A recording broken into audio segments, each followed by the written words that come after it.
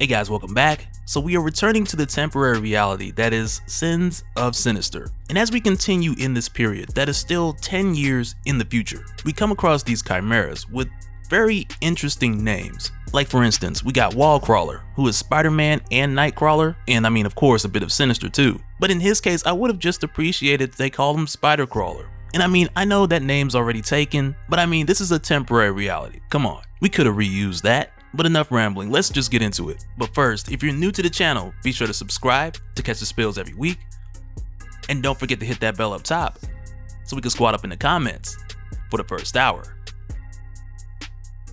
Alright, so at this point, we continue 10 years in the future on Earth in what used to be New York, which is now referred to as New Essex. And at this point, when we head over to the Sanctum Sanctorum, we find Vox Ignis, aka Sean Cassidy, who is still the vessel of the Spirit of Variance, holding off what appears to be like his last stance. But as far as Sean Cassidy becoming the Spirit of Variance and what that means, we briefly talked about this during Judgment Day. But just as a quick reminder, Sean Cassidy had been given the Spirit of Variance from Mother Righteous, who initially offered it to Legion, but he turned it down. And as far as the quick history for what we know about the Spirit of Variance and how it came to be, initially it was a spirit of vengeance that departed from its traditional doctrine and decided to make change to itself and to others who are affected by it. And in a little bit, we'll see an example of how that works. But at this time for Vox Ignis, he, or they pretty much, know that they're cornered, since everyone else here has fled to Otherworld or the Astral Realm. And it isn't long before they are just bombarded with what is said to be Sinister's elite team of assassins, which is a team of Chimera who are known as the Legion of the Night. With each one of them, in addition to their sinister genetics, have also been given the genes of Nightcrawler, allowing them to bamf in addition to their base powers. And with Vox Ignis being overwhelmed, we find that there's a bit of an internal conflict between the Spirit of Variance and Sean Cassidy, with Cassidy saying that they should use the Scream of Change even though it hasn't worked on countless other Sinisters, because in this case, why not? They've run out of other options, so there's literally nothing to lose. But with doing this, they quickly discovered that it actually works on Laura Kinney, the Wagnerine, because she quickly goes from attacking Vox Ignis to protecting him. So then next, they use the Scream of Change on the Domino Chimera,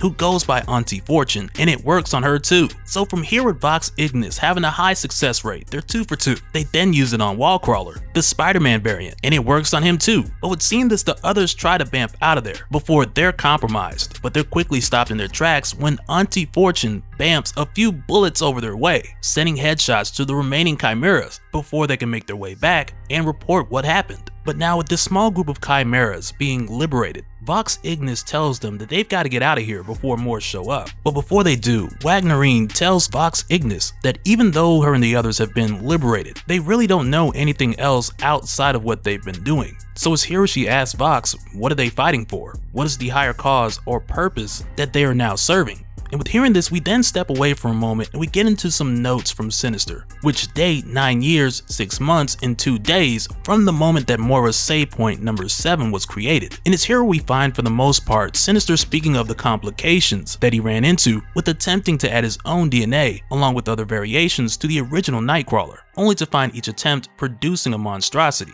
But over time, the only place where he would find success with using the DNA of Kurt Wagner was when he took that DNA and he added it to someone else, making it a tertiary addition to his own. But after this, which is essentially Sinister's timeline progress log, we then find that he's made a mental note to himself where we find him wondering if he ever got around to killing the original Nightcrawler and reminding himself to follow up on it. But after this, we then head over to Luna, which used to be the Summers house, where we find Vox Ignis making his way back to Mother Righteous, who in her case, we know that she likes to make deals. And it isn't long before we find out that she's come here for that precise reason. But initially when she arrives here, Dr. Stasis is like, who are you? But she quickly cuts him off and tells him that she is Mother Righteous, and the only reason that he hasn't heard of her is because she didn't want him to. And about 10 years ago, a number of subjects who had their X genes spliced multiple times by Sinister, who eventually turned into monsters, she's fixed over the years using spells and sacrifices, and in some cases deals, which right away is something that Dr. Stasis doesn't like, because he assumes Mother Righteous is working with the Diamond Sinister, with him believing that she's the reason why Sinister's able to use Nightcrawler's DNA to make the deadliest of assassins. But right away, Mother Righteous lets him know that he's barking up the wrong tree.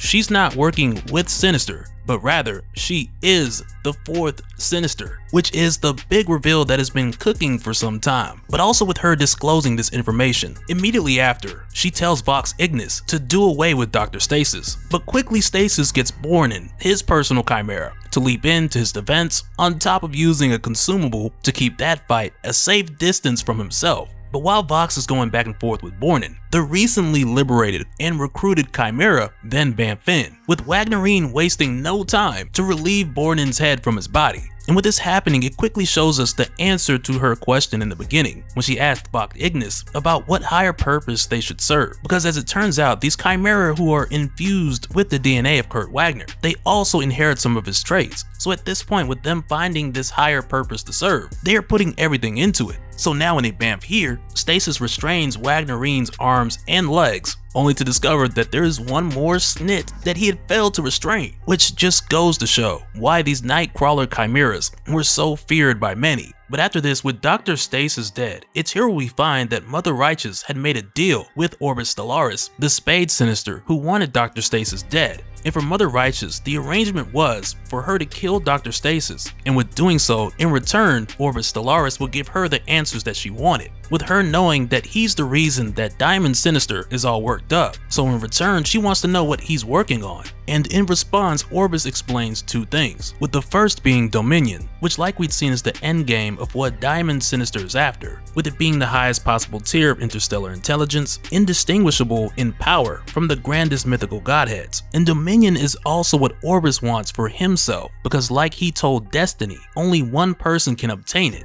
And then next, Orbis goes on to tell Mother Righteous about his world farm, which is what he's been busy with. And this is an artificial planetary system which functions as an insanely huge logic engine. It's occupied by progenitors, plural, and this system records, analyzes, absorbs, and processes all observable reality, conducting experiments at every level of existence, scaling from quantum to cosmic. And Orbis goes on to tell Mother Righteous how he was the one who stole Sinister's backup Moiras, because with his world farm he has the processing power to crunch all the possibilities and find the path to Dominion, which is something that he doesn't mind taking a while. But what he doesn't want is someone else resetting the timeline for whatever reason before he's able to reach Dominion. Not to mention he'd rather not deal with Dr. Stasis again. But before Orbis leaves, he assures Mother Righteous that they won't have a problem as long as she doesn't get in his way, and going forward he will allow her safe passage in his Dominion. So of course with him dropping all of this as he leaves,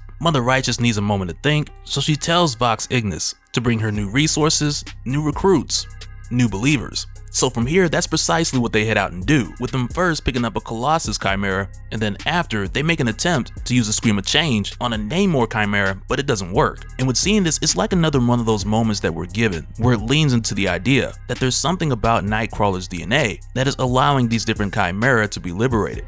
But with making their rounds and also collecting relics along the way, they eventually make their way to Westchester, and it's here where they end up finding the original Nightcrawler, the original Kurt Wagner. And we discovered that also in this timeline, 10 years ago, Mother Righteous had dissolved the spell that afflicted him, but over time the effects persisted and he became more and more monstrous over the years. And at this point, the only thing that could truly restore him would be resurrection. But as it stands, that's only accessible through Diamond Sinister. But eventually they make their way back to Mother Righteous at Avengers Crater, which is what used to be Avengers Mountain, bringing their new recruit as well as a number of relics. And it's here where she presents them with a quote-unquote holy vision of Sinister's stolen lab, and Mother Righteous paints the picture as if they're in a pursuit for this holy weapon that'll purge Sinister out of the heart of every mutant. But to do so, she needs a volunteer to breach the world farm. And from here, a couple of them volunteer to do it, but Wallcrawler is the most adamant, and he says that it has to be him, because we end up discovering that his Sinister gene is aggressively reasserting control, so he has to do this before he loses control.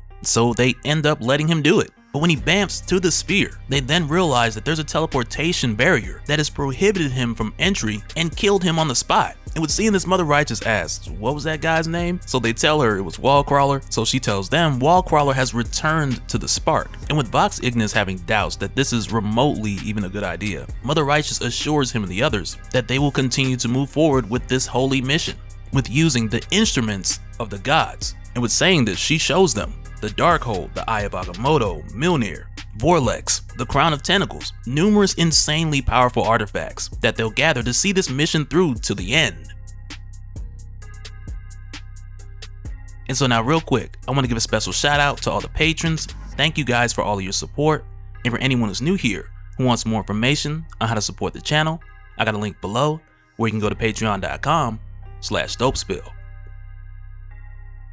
But that'll do it for this one, guys. Let me know your thoughts down in the comments below, and we'll do it again on the next one. Alright, later.